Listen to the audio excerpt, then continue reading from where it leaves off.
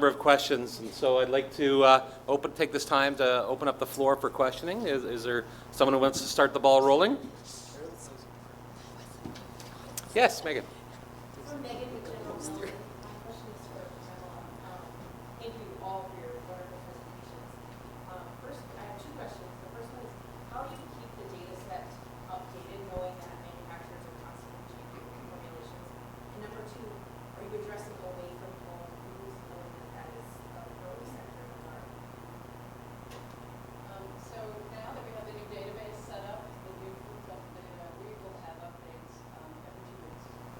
And we've told all of the participants, or manufacturers, everyone who's participating in the project, that we are doing this, and so that they would be willing to give us whatever their reformulations or updates, whatever, that often. But that's how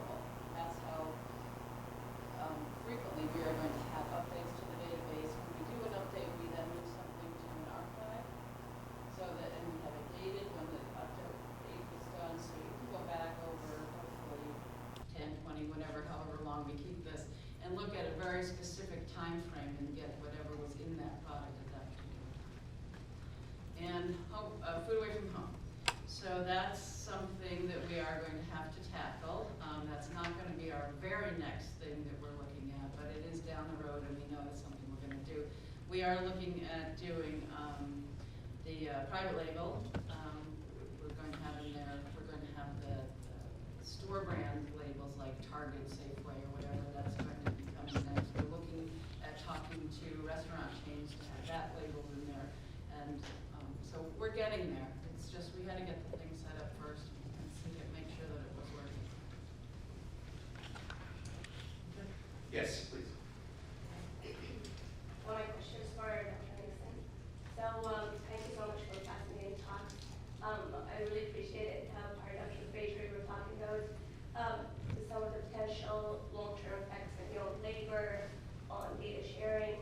So Dr. Nixon, I wondered, as you talked about the model in Toronto that being potentially scaled up, are there any watchouts or downsides that you could think of that could, long-term effects that maybe should be, considered? Absolutely. And before I answer that, I want to correct an admission from earlier. Thanks to the organization for bringing me in here. And Dave Ma is the guy who dragged me kicking and screaming in here. and Heather Steele did all the work, so thanks. But yes, downside, oh my God. This is a technically complicated garden. And the technical challenge is actually pretty straightforward. It's one that we solved years ago in the space program. So transferring that technology to high-density modular food production systems with homogeneous temperature, humidity, and CO2 and light even in the aerial canopy, that's the challenge. And then nutrients and water, recycling everything. But, can I say this? Shit happens. And the challenge of pathogen control. I mean, in the last year, we have banned in North America romaine lettuce 3 times, and I think it killed somebody, didn't it? So, I mean, food safety, let alone food security, in terms of production capacity and all that, but food safety is actually what's driving this modular food production technology more so than anything else right now, because we can't, we've got everything jammed into an industrial space, and the farmer management, the skills required, they're going to need to know the on switch for the environment control system and the feedback control and the iPhone app that monitors everything. This is how we do it now. I mean, I can pull out an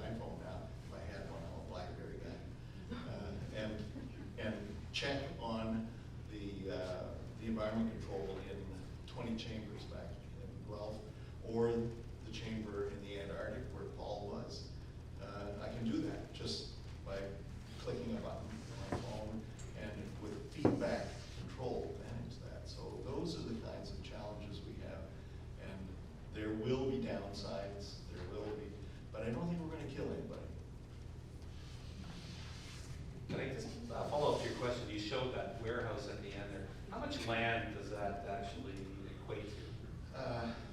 I should know that. I should have that arithmetic off the top of my head, but I don't. But imagine, I mean, this is an industrial warehouse. Those levels are, and if you're growing a reasonably low stature, we're aiming at low stature crops now, so that we can jam as much of it as we possibly can, and it's really just the market. $2 billion for romaine lettuce, good heavens. So the market is there, and the food security and food safety issue is definitely a driving force. So you only need about that much space, you know, but 40, 50 centimeters max between light levels.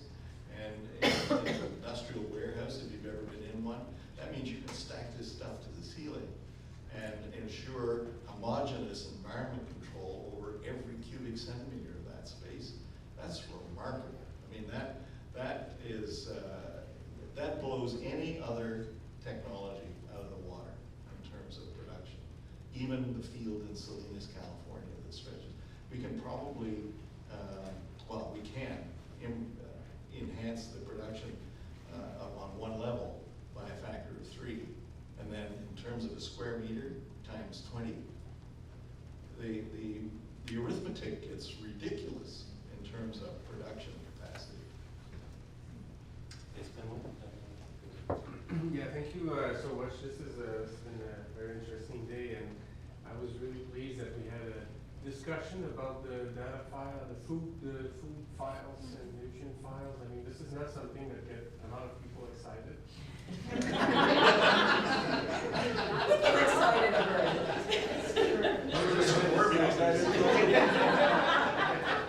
But my point is, you know, all these applications and these new technologies are worthless if we don't have good databases. And people don't recognize that. We're investing like millions on research on the microbiome, but it all relies on the quality of the data you're relating that to in terms of nutrition. And we need to find a way to promote that and make sure that we have enough funding to get that to the level where it needs to be. And I don't think it is. I mean, these are great initiatives, but we need to go further than that. And hopefully we'll continue to do that. But this is really the critical point of nutrition research. That's true also in our controlled environment stuff. We're developing an artificial intelligence element to that, and data mining is what has to service that initiative. So we'll have hyperspectral cameras, and we'll start analyzing everything: nutrition, productivity, health, or the health of the plants. Because these sophisticated cameras are not really that sophisticated. You can get them on eBay now for next to nothing. Hyperspectral cameras are becoming pretty routine, and they can spot iron deficiency long before the farmer can, and address it in feedback control. So artificial intelligence will slowly but surely take us over. So pay attention. I think, man, you wanted to comment on that. So, thank you for flagging that, because that is, I think you'd see it on my slide, we do about 2 food categories. And the reason for it is when we develop a sampling plan, so, basically Anne kind of touched on it during our presentation. We're having a year where we're having a lot of flooding in some part of Canada. Other parts of Canada still have snow, and it's going to reduce production season. When we analyze, especially if you're looking at something like, if you're looking at flour, if you're going to be looking at something plant-based is going to grow, that affects greatly the nutritional value. So when we develop our sampling plan, we got to collect, basically at different times of year where the product grows and is collected depending on the growth season. Same thing for dairy products, for example. If you're going to analyze milk at different part of the year will have a different nutrient profile. So that's why you're not able to do that many analysis per year, because it's ridiculous the number of samples that you have to basically analyze and put together to get the full nutrient profile. So yes, it is very, very complex. Yes, David. I want to thank the panel for a tremendous series of talks. When we talk about these key words of biotechnology, innovation, transparency, the word that comes out that doesn't always mix is intellectual property. And I just wonder, are we looking at a new game in terms of engagement of IP when we're talking about these new innovations that are meant to benefit the many rather than the few? Anybody want to tackle that one? Yes. And I don't mean to be facetious, but absolutely. And I know, working in the federal government, every time I do a contract, there's a different IP requirement. And so it's constantly changing. And I think it's constantly going to become a bigger problem because there's bigger pots of money to be made on some of this disruptive technology. So is there an answer? No, but do we need to pay attention? Absolutely. We'll mess it up, for certain, for a while. I mean, imagine the IP issues related to all this high-density modular production technology, the software algorithms, the disinfection protocols, the technology, the sensor technology, all this stuff we're building. But we're a university. We're a charitable institution. We're not allowed to make a profit. So the beauty of being able to service that our industry sectors, our industry partners, with commercialization opportunities is that we don't have a heavy thumb on the scale of IP because the university doesn't manufacture a damn thing. We train and tech transfer and do so in such a way that it does not compromise. These are my rules, okay? That it does not compromise the commercialization opportunity that our industry partners are seeking. So, you can't just give it away. I need somebody to support the grad students and pay for the stuff they break. But beyond that, it's a cost recovery exercise, and the group that's the Intravision Greens and We the Roots and the companies that we work with in Welland and down in Toronto, they're taking all the risk, the marketing, so they deserve to make the money. I will add one other point because I know agriculture has been looking at this quite seriously, and Canada by and large is behind other countries in terms of tech transfer, and we're trying to figure out what can we do to commercialize some of this really intriguing innovation that's going on. So I think you'll see more and more discussion about the value of tech transfer. How do we partner so that some of these ideas are commercialized? And do we enter into a series of licenses so that they're actually in the market and the recovery fees are used to support further innovations? So absolutely an ongoing discussion, and I don't think we've landed on any particular answers of yet, but I do know it's one that's a discussion that's happening within the department. I just wanted to add also that we're a federal agency of the United States government, and so everything that we do is paid for by the public. So we are funded through tax dollars, so whatever we do is ultimately owned by the public. So we do have a whole department of tech transfer who helps us, works with us, works with our scientists in terms of identifying processes, products, detection systems, whatever it is. It will be beneficial for the public, but we also do it in a way that they get it out to folks that need license transfer or do something, or somebody has the ability to scale it up and make use of it and make some money on it because they have to. But ultimately, it's for what's best for the public. So we turn around and actually Well, I wonder if we could go down the line and maybe just ask for final comments from the panel in terms of lasting perspectives on the central questions today, the technology at the interface between food and health. And if you wanted to leave the audience with one lasting impression, what would the top of mind comment be in terms of maybe putting you on the spot here? But who wants to start the ball rolling?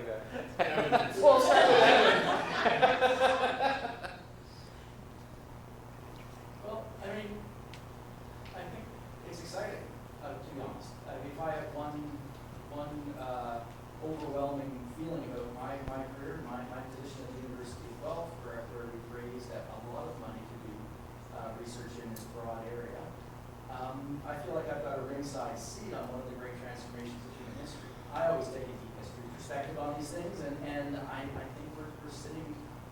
real time at humanity wrestling with its, what some people call its adolescence, trying to grow up and learn how to live on one planet, notwithstanding our ambitions to put boots on Mars, etc. But it's really exciting, and I think that ultimately, when the history books of the 21st century are written, there will be a big chapter on food and sustainability writ large, but I think food. And I think there will be lots of signs of progress. They won't be perfect, much like, say, the history books writing chapters about civil rights or emancipation in a previous century. But ultimately, I think it will be a story of progress. Ultimately. Other comments? Yeah, I would agree with that also. I think we're in a tremendously productive technological era where things are changing faster than we can even stay on top of, and it's very exciting. For those of us, as I said, working in the government area, we're doing it in a way that really benefits the public, and we're standing behind it, and we're promoting it and pushing it, and I the number of technological changes we've seen recently is incredibly significant, and I think it's just going to move further and further forward and faster and faster. One thing that is very interesting, and it's been promoted for a number of years in Canada, is basically this real-time student information to data. Like, we have this big initiative about open data. We recognize that government organizations, sometimes it's hard for us to be at the leading edge of technology and so on, or innovation, or so we rely a lot on basically academics and people to develop the tools. Like, we make the information available, but there is a lot of people out there that are innovative and develop tools and develop different approaches, and this data can certainly help them with that. So I think these type of initiatives are what is very useful in ensuring future technologies and innovations. I'm actually going to comment on the regulations, and I'm not the regulator. But I think, as everybody said, the speed of change and the disruptive technology is really going to have an influence on how we write and think about regulations. And so we can't be afraid to start looking at that in a more outcome-based fashion or a less prescriptive fashion, because otherwise we're always going to be constantly behind the 8 ball and be confronted with problems that we didn't anticipate. And I think the other comment I want to make is that when you look at the breadth of ideas that we talked about today, they're all cross-discipline and dependent upon working with a whole bunch of different smart people with different and new ideas. And so I challenge all of us to make sure that we're talking to people who know things that we don't know, and that we're not afraid to talk to people who have very different opinions about the same topic, because that's how we're really going to advance some of this discussion and some of the new applications for this technology. I guess I just have a parting shot. To those of you who rolled your eyes, and you're out there, when Dixon stood up and started talking about going to space and exploiting those technologies for terrestrial agri-food, we're going to Mars, like it or not. By the way, you heard it here first, we're going to find life on Mars, or at least the vestiges of some form of life.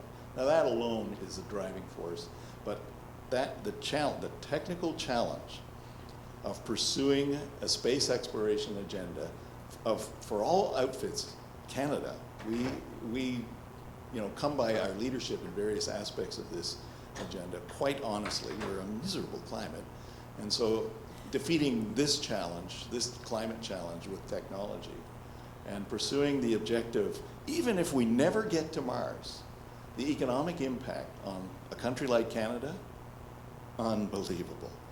The next 300 to 500 years, the economic engine for Canada should be space exploration. We don't go to war routinely. That's not our economy. So, sorry.